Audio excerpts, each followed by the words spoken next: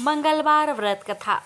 पवन पुत्र हनुमान बाल ब्रह्मचारी थे, लेकिन मकर ध्वज को उनका पुत्र कहा जाता है।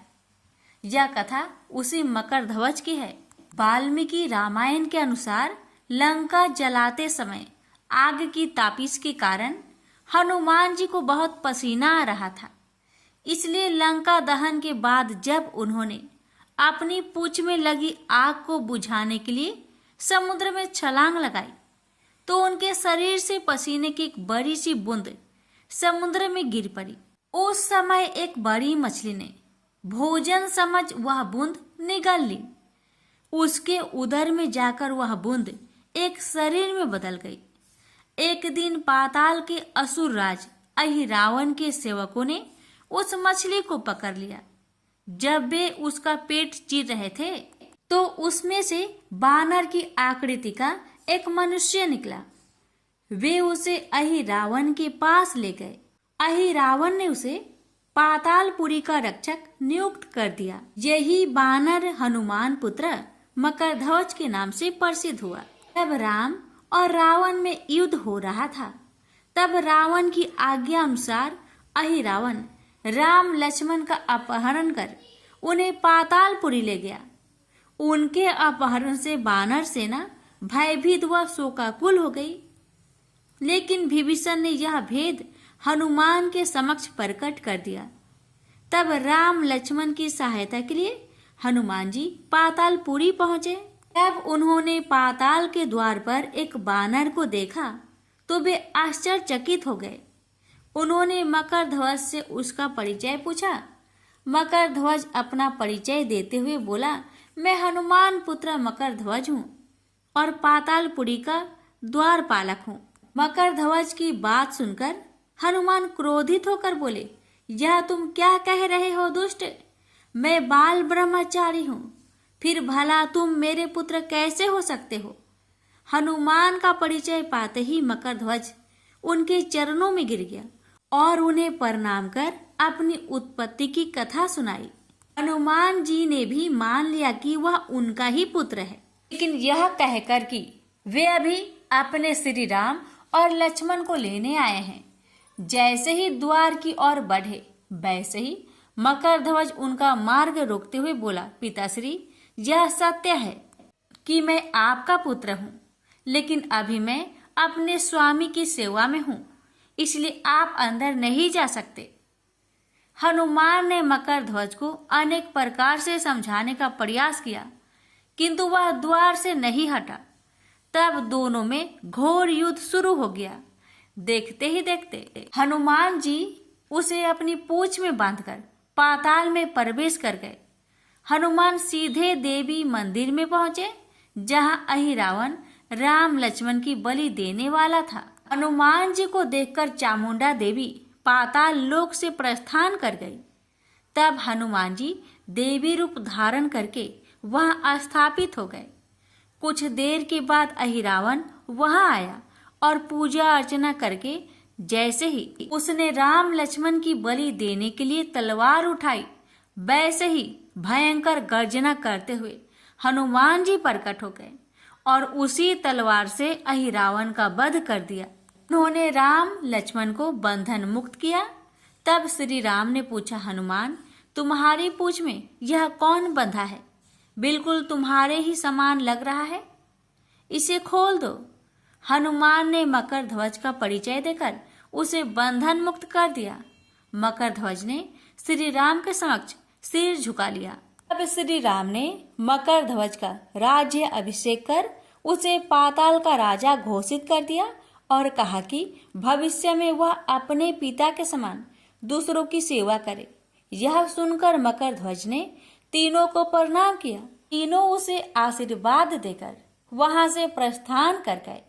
इस प्रकार मकरध्वज हनुमान का पुत्र कहलाए। तो प्रेम से बोलिए, पवन पुत्र हनुमान की जय। अब श्रवण करेंगे राम नाम की महिमा की बड़ी ही सुंदर कथा।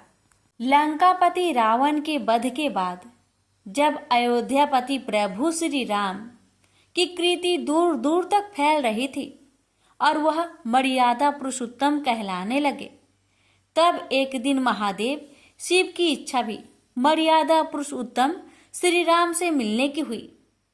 पार्वती को संग लेकर महादेव कैलाश पर्वत उतरकर अयोध्या नगरी के रास्ते चल पड़े। भगवान शिव और माँ पार्वती को अयोध्या आया देखकर राम जी बहुत खुश हुए।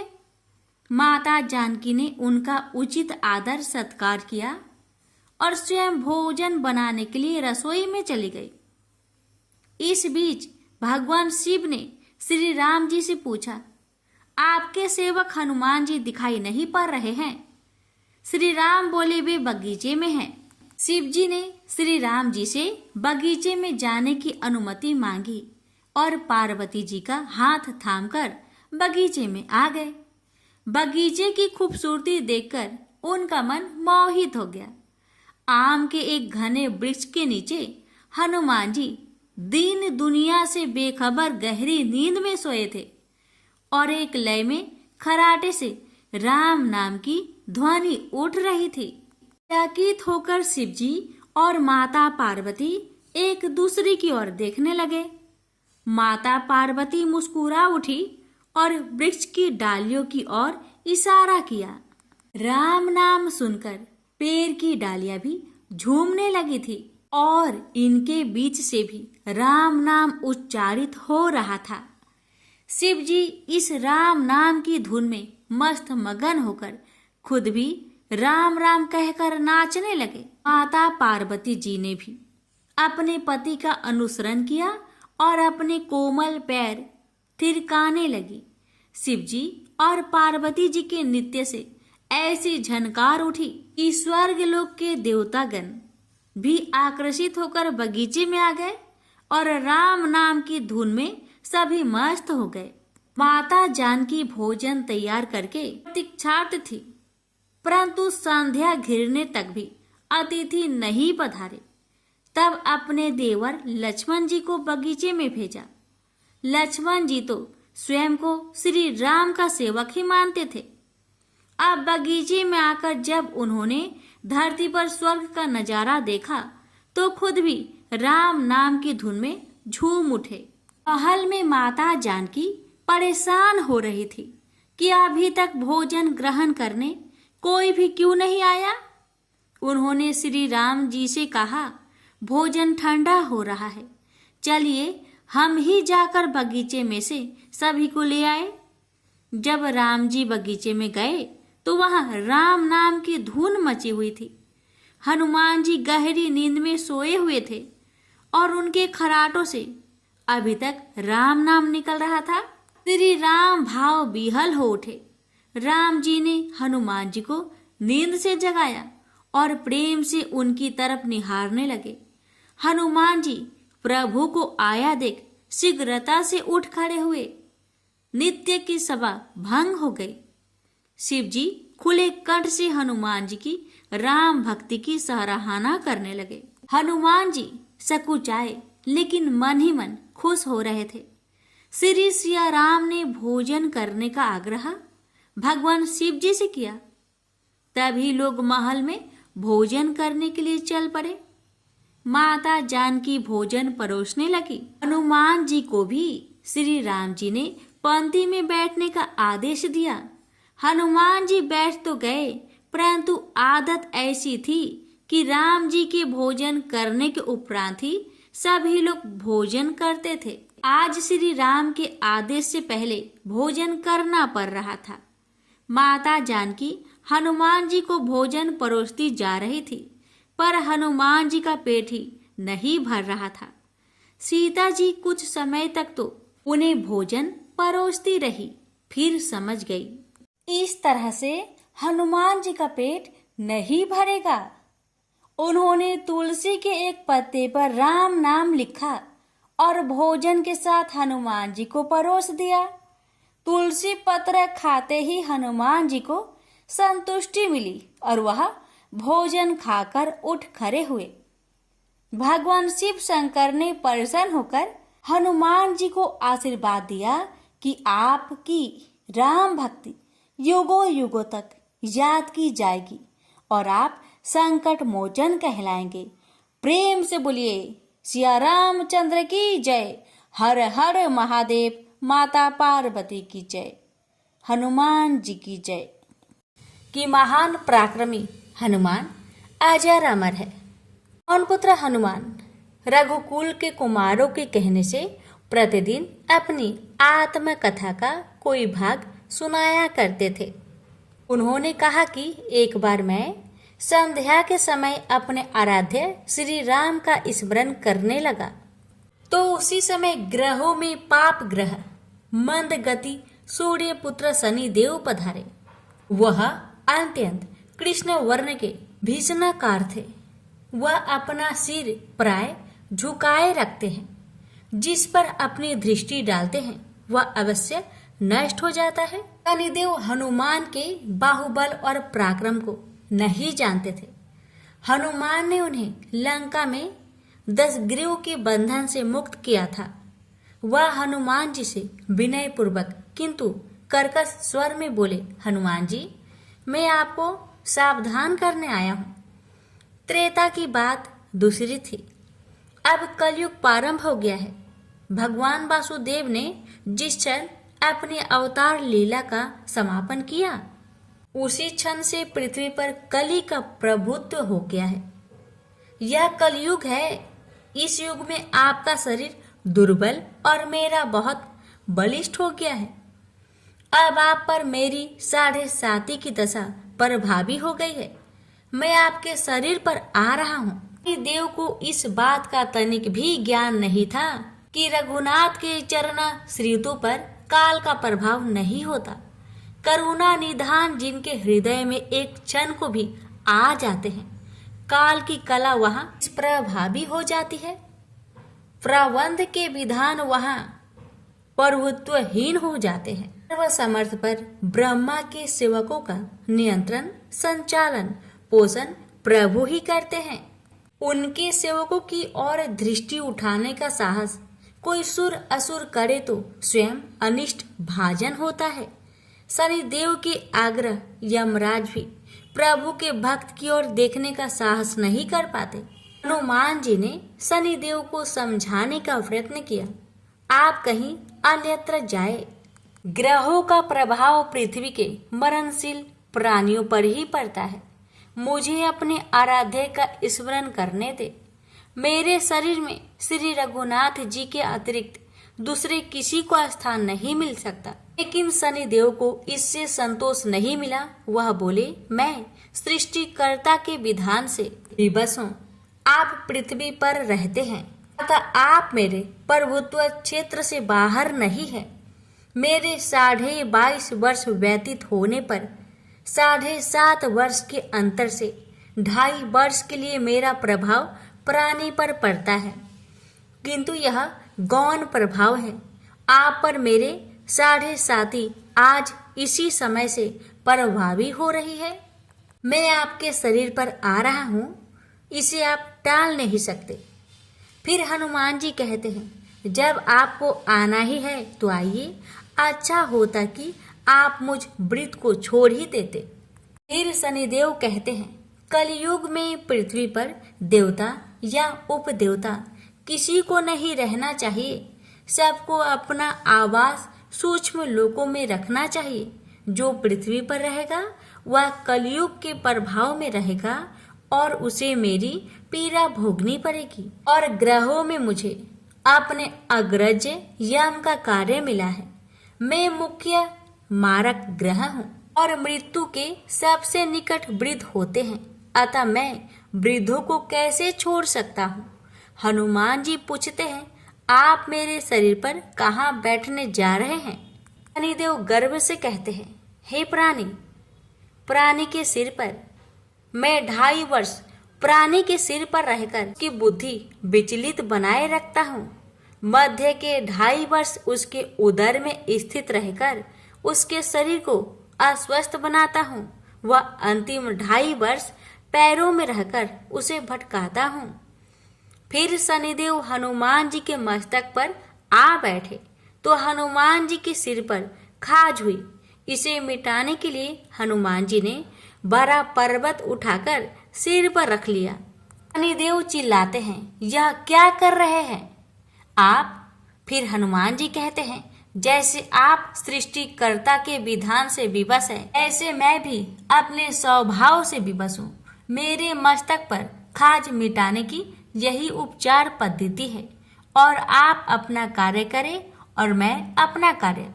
ऐसे कहते ही हनुमान जी ने दूसरा पर्वत उठाकर सिर पर रख लिया। इस पर शनिदेव कहते हैं, आप इन्हें उतारिए, मैं संधि करने को तैयार हूँ। इनके इतना कहते ही हनुमान जी ने तीसरा पर्वत उठाकर सिर पर रख लिया। तो शनिदेव चिल्लाकर कहते हैं, मैं अब आपके समीप नहीं आऊंगा। फिर भी हनुमान जी नहीं माने और चौथा पर्वत उठाकर सिर पर रख लिए। शनिदेव फिर चिल्लाते हैं, पवन कुमार त्राही माम रामदूत आंजनेयम नमः। मैं उसको भी पीड़ित नहीं करूंगा जो आपका स्मरण करेगा, मुझे उतर जाने का अवसर दे। हनुमान जी कहते हैं, बहुत शीघ्रता की, अभी तो पांचवा पर्वत रखना बाकी है। और इतने में ही शनि मेरे पैरों में गिर गए और कहा, मैं सदैव आपके दिए वचनों को स्मरण रखूंगा। आघात के उपचार के लिए शनिदेव तेल मांगने लगे। हनुमान जी तेल कहाँ देने वाले थे, वही शनिदेव आज भी तेल दान से संतुष्ट होते हैं। प्रेम से बोलिए, पवन पुत्र हनुमान की जय, शनि महाराज की जय। सुनिए हनुमान चालीसा। श्री गुरु चरण सरोज रजे, निज मनु मुकरु सुधारी।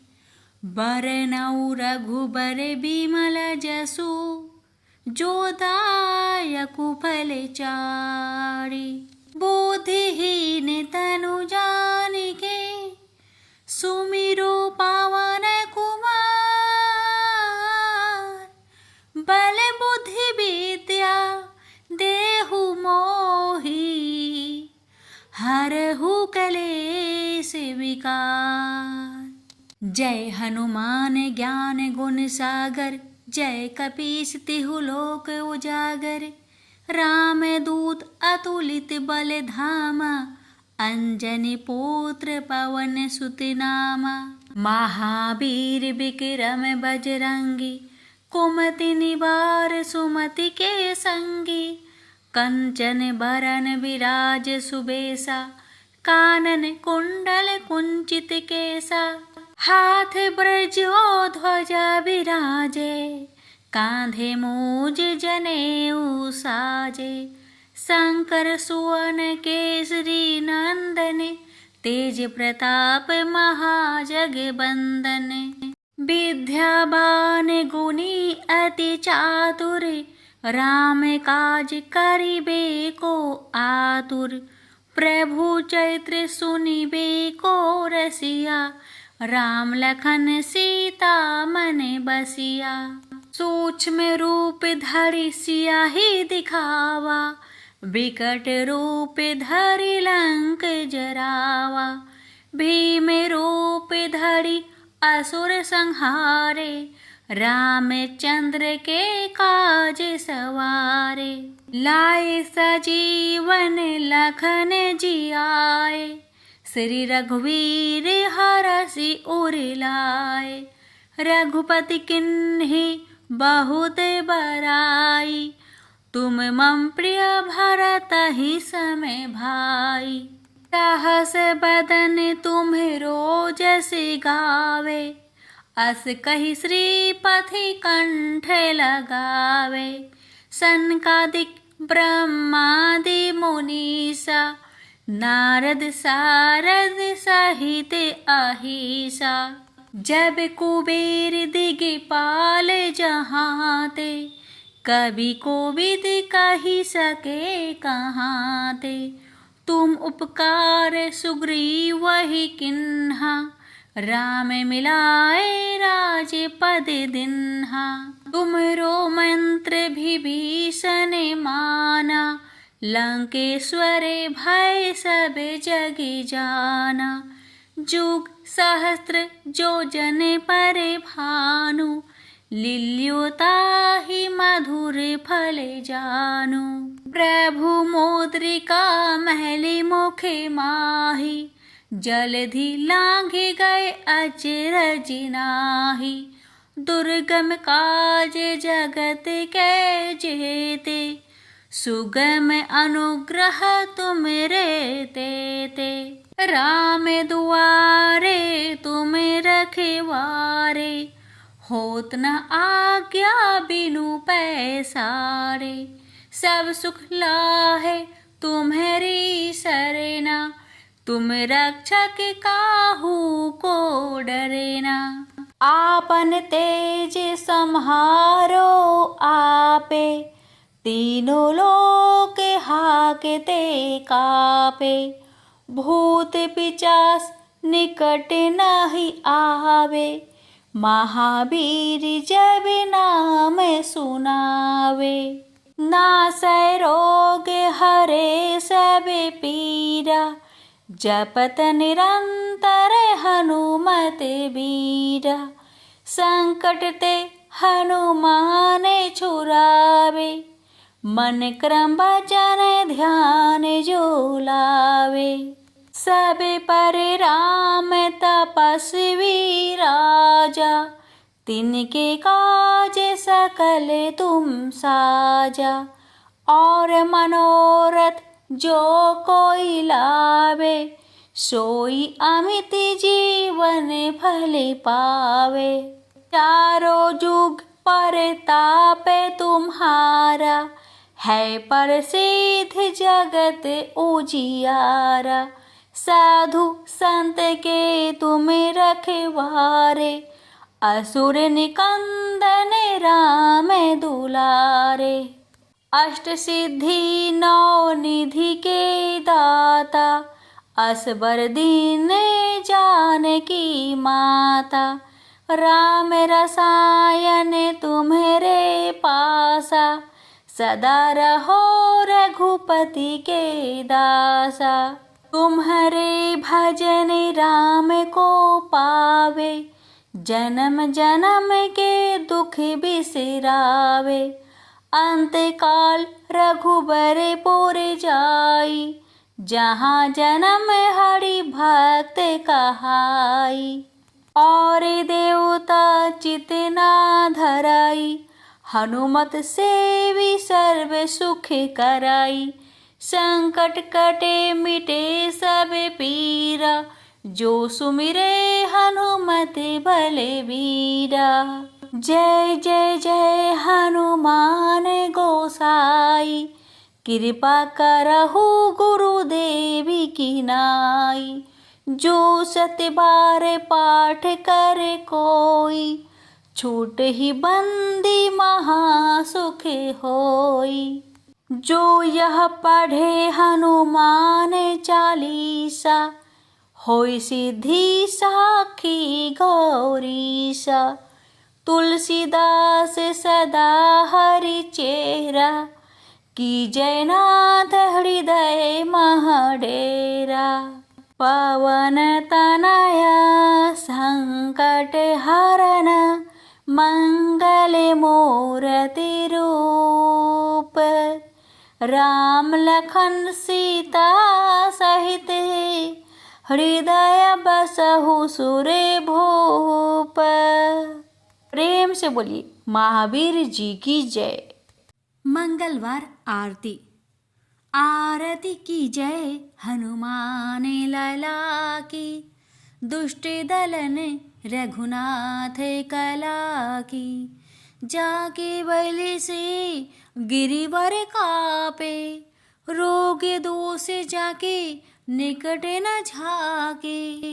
अंजनी पुत्र महाबल दाई, संतन के प्रभु सदा सहाय। देवीरा रघुनाथ पठाए, लंका जारी सिया सुधिलाए। लंका सौकट समुद्र सिखाई, जाते पवन सुत बार न लाई।